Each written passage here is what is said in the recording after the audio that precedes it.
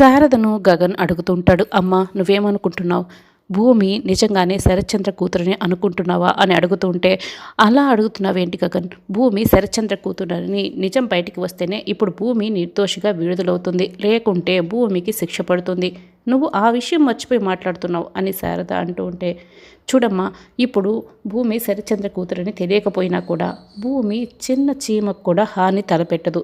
తను ఏ నేరం చేయలేదని ఏదో ఒక విధంగా ప్రూవ్ చేసి బయటికి తీసుకురావచ్చమ్మా.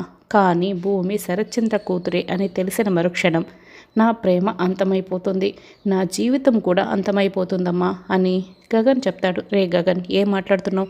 నీ ప్రేమ అంతమవటం ఏంటి అని శారద అయితే అది విని చాలా బాధపడుతుంటుంది. అవునమ్మా, భూమిని నేను ప్రేమించిన అమ్మాయిగా శరత్చంద్ర కూతురని తెలిస్తే నేను అసలు ఊహించుకోలేను, ఆ పదం కూడా నేను తలుచుకోలేనమ్మా. నేను నీకు ఇంతకు ముందు కూడా చెప్పాను కదమ్మా అని గగన్ చెప్తాడు. రే, ఈ సృష్టినంతా కూడా ఆ దేవుడే నడిపిస్తూ ఉంటాడు. ఆ విధంగా ఏం జరగాలని ఉంటుందో అదే జరుగుతుంది. నువ్వు ఇంకేం ఆలోచించకు, రా గగన్ వెళ్తాం అని శారద గగన్ని కిందకి తీసుకొస్తూ ఉంటుంది. భూమి అయితే గగన్ వైపే చాలా బాధగా చూస్తుంటుంది. గగన్ కూడా భూమి వైపు బాధగా చూస్తూ ఉంటాడు.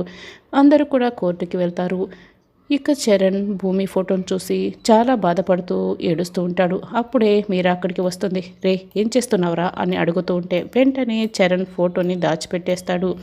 రే, నువ్వేంటో దాచిపెట్టుకుంటున్నావు, ఏంట్రా అది అని మీరా అడుగుతూ ఉంటుంది. ఏం లేదు అని చరణ్ చూపించడు. ఇక దాచిపెడుతూ ఉంటాడు. రే, నేను మీ అమ్మనరా, నువ్వేదో దాచిపెట్టుకుంటూ ఏం లేదంటే నాకు తెలియకుండా ఎలా ఉంటుంది? నేనంత అమాయకురాలుగా కనిపిస్తున్నానా అని చరణ్ చేతిలో ఉన్న ఫోటోనైతే బలవంతంగా లాక్కొని చూస్తుంది. ఏంట్రా ఈ భూమి ఫోటోని పట్టుకొని తిరుగుతున్నావు అని మీరా ఇక కోపడుతూ ఉంటే, అమ్మ, భూమి మామయ్య కూతురమ్మ అని చరణ్ చెప్తాడు. రే, నువ్వు కూడా ఆ భూమి మాటలు నమ్ముతున్నావా? మీ మామయ్యని పొట్టను పెట్టుకోపోయింది భూమి హంతకురాలు అని మీరా కోపడుతుంటే, లేదమ్మా, భూమి మామయ్య కూతురి అని నేను బలంగా నమ్ముతున్నాను. ఈరోజు కోర్టులో తేలిపోతుంది, చూస్తూ ఉండు అని చరణ్ చెప్తాడు. లేదు, నేను నమ్మను, భూమి హంతకురాలే, మామయ్య కూతురు కానే కాదు అని ఇక మీరా చెప్తుంది. ఒకవేళ భూమి మామయ్య కూతురని నిరూపిస్తే నువ్వేం చేస్తావమ్మా అని చరణ్ చెప్తే, నీకిచ్చి పెళ్లి చేస్తాను అని మీరా అంటుంది. చరణ్ అయితే అది విని చాలా సంతోషపడతాడు. అప్పుడే కృష్ణప్రసాద్, రే చెర్రీ, త్వరగా రారా, కోర్టుకు తరిమవుతుంది అని పిలుస్తూ ఉంటాడు.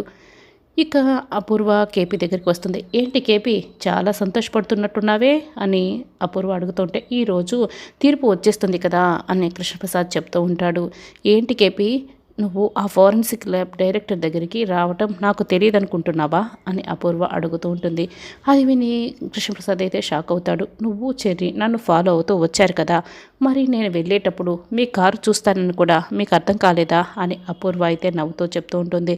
అయినా కూడా ఆ ల్యాబ్ డైరెక్టర్ నువ్వు ఇచ్చిన చెక్ని నీ ముఖంపై విసిరి కొట్టాడు కదా, నాకిప్పుడు సంతోషంగా ఉంది అని కృష్ణప్రసాద్ చెప్తాడు. ఏంటి కేపీ, అందుకే చంకాలు గుద్దుకుంటున్నావా? తీర్పు మీకు అనుకూలంగా వస్తుంది, భూమి ఇంటికి వచ్చేస్తుందని సంతోషపడుతున్నావా? నువ్వు ఇంత అమాయకుడివైతే ఎలా కేపీ? నీకు తప్పులు చేయటం అస్సలు తెలియదు కదా, మరి నువ్వు దొరికిపోతావని కూడా నాకు తెలుసు కదా. ఏంటి, ఆ ఫోరెన్సిక్ ల్యాబ్ డైరెక్టర్ దగ్గరికి నేను రాత్రికి రాత్రి రౌడీల్ని పంపించాను. ఇప్పుడు భూమి నేరస్తురాలని రుజువవుతుంది, శరత్చంద్ర కూతురు కాదని నిరూపితం అవుతుంది. నేను జైలుకి పంపిస్తాను, శిక్ష పడుతుంది. ఆ లేడీ కిలాడీ అంటే నేను అలా అరేంజ్ చేసిన లేడీ కిలాడీ చేతిలో భూమి చస్తుంది, ఇదే జరుగుతుంది అని చెప్తూ ఉంటుంది. అది విని కేపీ అయితే షాక్ అవుతాడు. ఇక అప్పుడే గోరింటాక్ అక్కడికి వస్తుంది. అమ్మాయి రెడీ అయిపోయాను, పద వెళ్దాం అని చెప్తూ ఉంటే, పిన్ని ఓసారి కేపీ ముఖం చూసావా, నేను జరిగిన విషయం మొత్తం చెప్పాను అని చెప్తుంటే, అదేమిటమ్మాయి, కోర్టులో సడన్గా ఆ న్యూస్ తెలిసి అప్పుడు కేపీ ముఖం ఎలా షాక్ అవుతుందో నేను చూసి ఆనందపడదామనుకుంటే నువ్వు నాకు సంతోషమే లేకుండా చేశావు. సరేలే, పద వెళ్దాం, కోర్టుకు టైం అవుతుంది అని గోరింటాక్ సుజాత చెప్తూ ఉంటుంది. అప్పుడే మీరా అక్కడికి వస్తుంది. పదండి అని బయటికి వెళ్తూ ఉంటారు. ఏంటి నాన్న అలా ఉన్నావు అని చరణ్ అడుగుతూ ఉంటాడు. ఆ ఫోరెన్సిక్ ల్యాబ్ డైరెక్టర్ని బెదిరించి అపూర్వ DNA రిపోర్ట్స్ని మార్చేసిందంటరా అని మొత్తం చెప్తూ ఉంటాడు. అయితే ఈ విషయం వెంటనే భూమికి చెప్పాలి, పదండి నాన్న అని చరణ్ చెప్తాడు. ఇక గగన్లో కోర్టు బయట నిల్చొని ఉంటాడు. శారద, ఈరోజు నువ్వు నిర్దోషమని నిరూపితమవుతుంది, బయటకు వచ్చేస్తావు భూమి, ఈ రోజుతో నీ బాధలన్నీ తీరిపోతాయి అని చెప్తూ సంతోషంగా ఉంటుంది. అప్పుడే చరణ్ కేపీ అక్కడికి వస్తారు. అపూర్వ DNA రిపోర్ట్స్ మార్చేసిందని చెప్తూ ఉంటారు. ఏం మాట్లాడుతున్నారండి మీరు అని శారద అయితే అడుగుతూ ఉంటుంది. అవును శారద అని ఇక కృష్ణప్రసాద్ చెప్తూ ఉంటాడు. ఇక శారద అయితే అది విని చాలా బాధగా గగన్ వైపే చూస్తుంటుంది. గగన్ అయితే అది విన్నట్లు వింటూ ఉంటాడు. ఇక భూమి అయితే అయ్యో నేను నాన్న కూతురని రుజువు కాదా, నాకు శిక్ష పడుతుందా అని బాధపడుతూ ఉంటుంది. అప్పుడే అపూర్వ వాళ్ళు అక్కడ కారు దిగి చాలా పొగరుగా భూమి వైపు చూస్తూ లోపలికి వెళ్తారు.